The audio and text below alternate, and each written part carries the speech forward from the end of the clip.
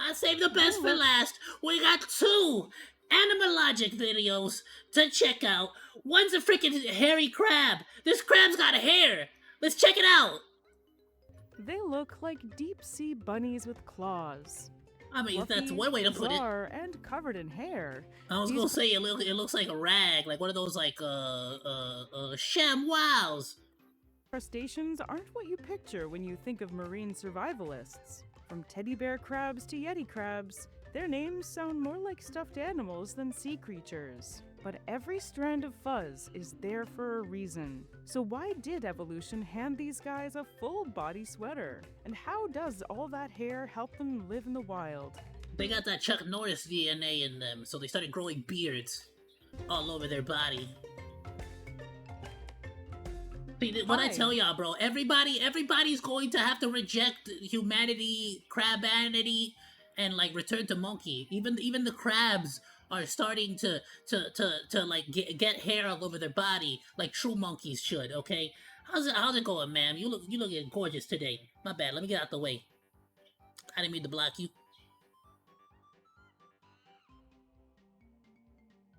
Let's go. I like your I'm hair. Danielle Dufault, and you're watching Animalogic. I like your hair, Danielle.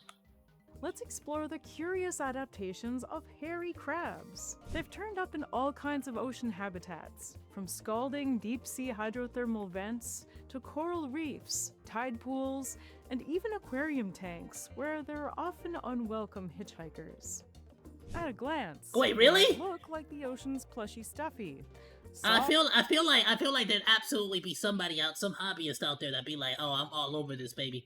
Like, I want, like, give me the hairy crabs. I want an aquarium full of hairy crabs." But like, looking at it right here, he do just look like a freaking carpet. Soft, small, and way too cute to be taken seriously. It's a teddy bear crab. Don't turn away. But don't be fooled. The teddy bear crab, Polydectus copulifer, has one of the strangest defense strategies in the ocean. This tiny reef He'll call you slurs. dweller, found across the Indo-Pacific, is almost never Oh no! seen without What its does he signature do? move, waving a pair of sea anemones like living pom-poms, one in each Oh. claw. It waves these anemones like weapons, brandishing their tentacles at anything that gets too close. Bro, he's like another crab's treasure. He's like a real one though. The sting won't kill, but it's sharp enough to startle or Bro said I'ma tase you, bro. Back up or I'ma tase you. deter a would-be predator. It's a theatrical warning, like a boxer bouncing on their heels. You know the saying, float like a crab, sting like a jellyfish. It's a powerful strategy to Sting fend like a off sea predators anemone. curious enough to approach, but not committed to a chemical fight. It's a surprisingly effective bluff, and the relationship goes deeper than intimidation. If the crab loses one anemone, it will split the other in half. Nah, son, this is like the first step towards like crab people, bro. They're starting to use tools and weapons. Causing each piece to regenerate into a full clone. It's one of the only known examples in nature where an animal not only partners with another species, but actively propagates it. I guess in a way it's a form of farming, only in this case they're growing weapons. For something this tiny and vulnerable, So you telling me this thing farms weapons? Bro really said like, all right, let me pick up this freaking, let me pick up this shock, this taser fist, and then another taser fist grows. It's like, yeah, bro, the freaking weapons respawn. your claws into spicy nunchucks might be one of the most creative survival strategies on the reef. Teddy bear crabs feed on detritus, plankton, and tiny scraps of meat. Oh damn. Sometimes the very prey caught by their anemones. They don't use their claws for eating at all, saving them exclusively to grip their symbiotic partners. Instead, they scavenge. Oh, so they straight up just like hold on to those weapons? They really do just equip a weapon and just never take it off. These guys are playing like actual freaking video games. Like their mouth parts and walking legs. Scientists believe they just can't they can't unequip the weapon after they pick it up. leftover bits from these meals might be feeding the anemones too.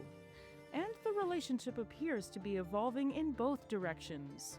The anemones may be gradually adapting to life on the crab, becoming smaller and more specialized over time.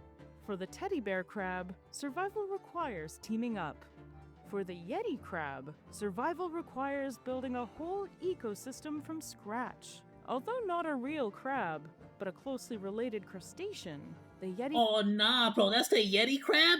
crab, Kiwa hirsuta, was first discovered in 2005 by a team of marine biologists exploring the deep sea. Is that him? Is that the Yeti crab? The yeti crab. Bro, he looks like a Yeti. Survival requires building a whole ecosystem from scratch. Oh nah, look at that, bro. Oh nah, that looks sick, bro. Now they gotta make a Pokemon out of that one. That one's cool. That was sick, bro. Real crab, but a They gotta make an ice type crab. The yeti crab, Kiwa hirsuta, was first discovered in 2000.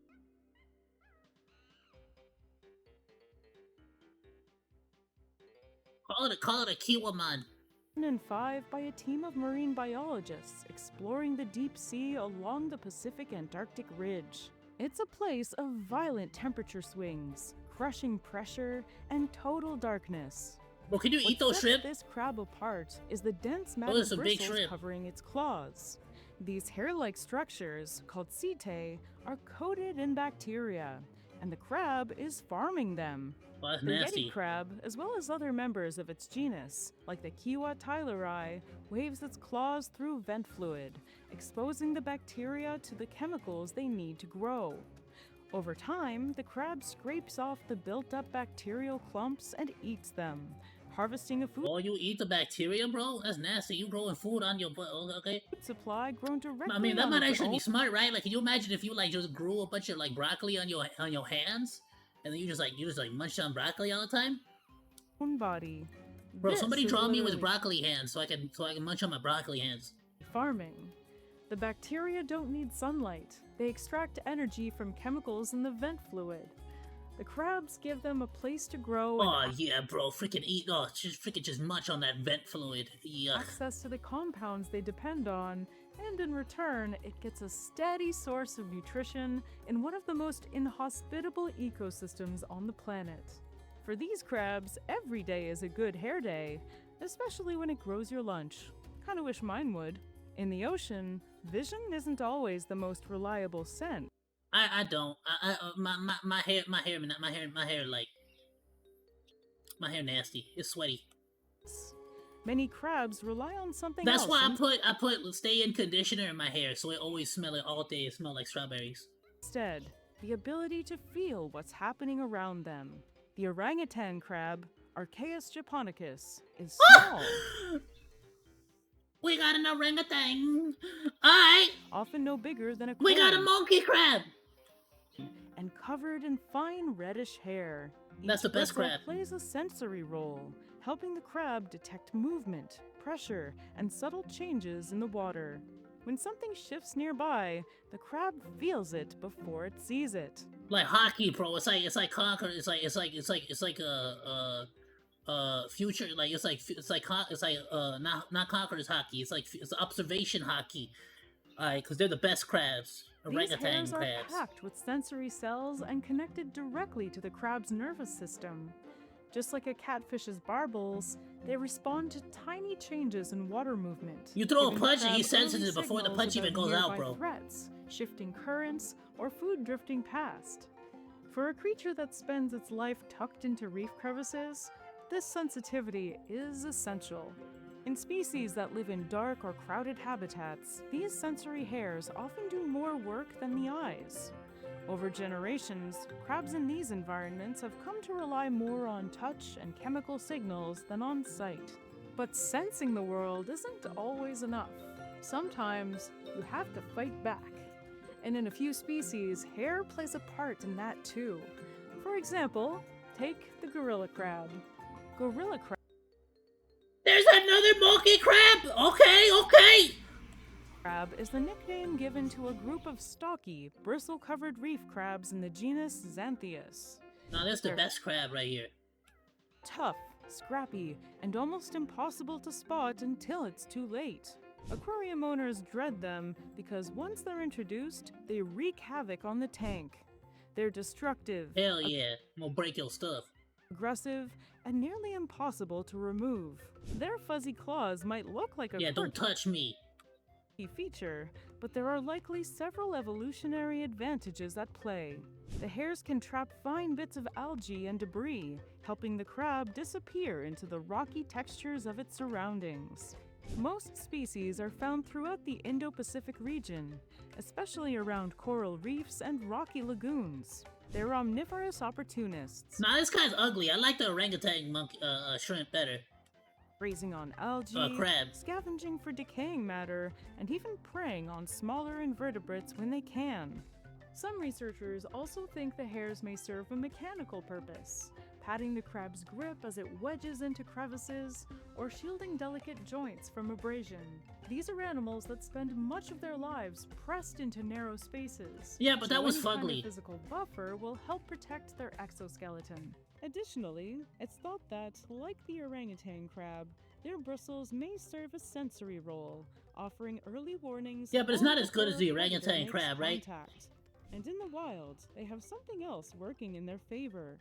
Many of them are toxic.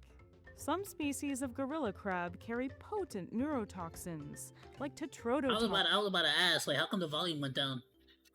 tetrodotoxin, the same deadly compound found in pufferfish and blue-ringed octopuses. Oh, There's damn. no antidote for these toxins. Not even cooking destroys them. Toxicus! Most predators learn fast. Fuzz can mean many things. Sometimes it hides, sometimes it protects, and sometimes it warns you not to take a bite.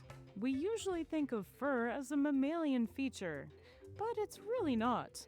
All across the animal kingdom, evolution has produced bristles, fuzz, and fluff in species that have nothing in common. Tarantulas Oh, hell use no. theirs Why you to gotta do sense that? vibration, Why you gotta put that on the and screen like that, caterpillars though, use without a it for warning? defense. Damn! Frogfish vanish into algae thanks to hair-like camouflage.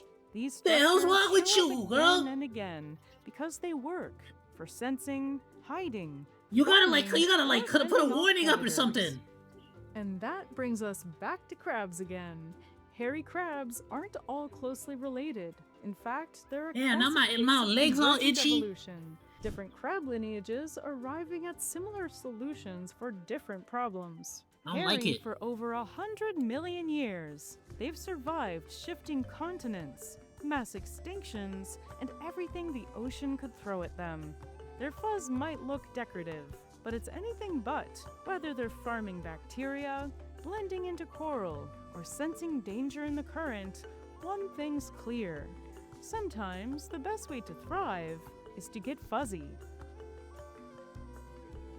Nah, they cool. I like the orangutan So crab. what should we talk about next? Please let me know in the comments, and Talk don't about forget Monke. to subscribe for new episodes of Animalogic every Pygmy week. monkey. Thanks for watching, and see you later. I want you to talk about the pygmy monkey. The best monkey.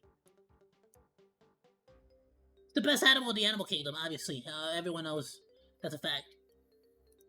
It's actually a stated fact in the Library of Science. Absolutely amazing video. Please be sure to go and drop a like, a sub, all that good stuff to Animalogic. I went ahead and shared a link to the video on Discord, as well as, if you are watching this on the VOD, it'll be down in the description below. Ayoo, Monodachis! Thank you so much for watching this video. Please be sure to like, comment, and subscribe. You can also find links to the videos that we reacted to today down in the description below, along with my Oshi marks. I'll see you in the next video, Monos. Goodbye, and thank you so much for swinging by. Salut!